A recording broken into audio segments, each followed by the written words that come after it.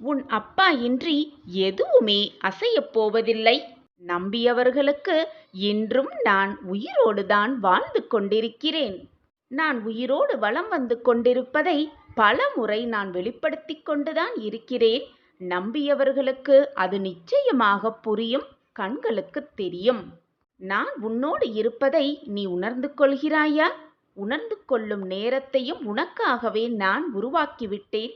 என் மீது முழுமையாக நம்பிக்கை வைத்துவிட்டு அப்பாவின் வருகைக்காக தினம்தோறும் காத்து கொண்டிருக்கிறாய். இதோ அந்த நல்ல நாள் வந்துவிட்டது குழந்தையே. வியாழன் வரமாக இனிப்பான செய்தி, உனக்கு தேவைப்படும் செய்தி, உன் மனதிற்கு இனிமையான செய்தி. நீ எதை எதிர்நோக்கி இதுநாள் வரை காத்திருந்தாயோ அந்த செய்தியோடு உன் அப்பா ஷீரடியிலிருந்து வியாழன் வரமாக உன் வீட்டிற்கே வந்திருக்கிறேன் உனக்கு கொடுப்பதற்காக. மனமும் குணமும் வேறுபட்டிருக்கையில் பணம் மட்டும் எப்படி ஒரு நல்ல தீர்வை சொல்லிவிட முடியும்? முதலில் உன்னுடைய உணர்வுகளை பகிர்ந்து கொள்ள வேண்டும். அப்பொழுதுதான் வாழ்க்கையில் நல்ல ஒரு நிகழ்வுகள் நடக்கும், நல்ல மனநிலை இருக்கும்.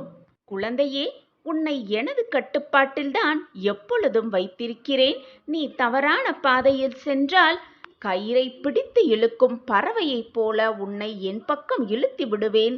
உன்னுடைய பிடி என் கையில்தான் உள்ளது. இதை உணர்ந்து கொண்டு செயல்படு.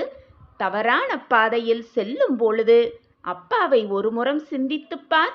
அப்பா உனக்காக காத்து கொண்டிருக்கிறேன், உன் வாழ்க்கையில் நீ ஜெயிப்பதற்காக நான் போராடி கொண்டிருக்கிறேன் என்பதை நினைத்துப்பார். தவறான பாதையில் உன் கால்கள் எப்பொழுதுமே செல்லாது. பல நல்ல நல்ல மாற்றங்களை உன்னிடத்தில் உன் அப்பா ஏற்படுத்தப் போகிறேன். அந்த மாற்றங்கள் உன்னையே மாற்றப் போகிறது குழந்தையே.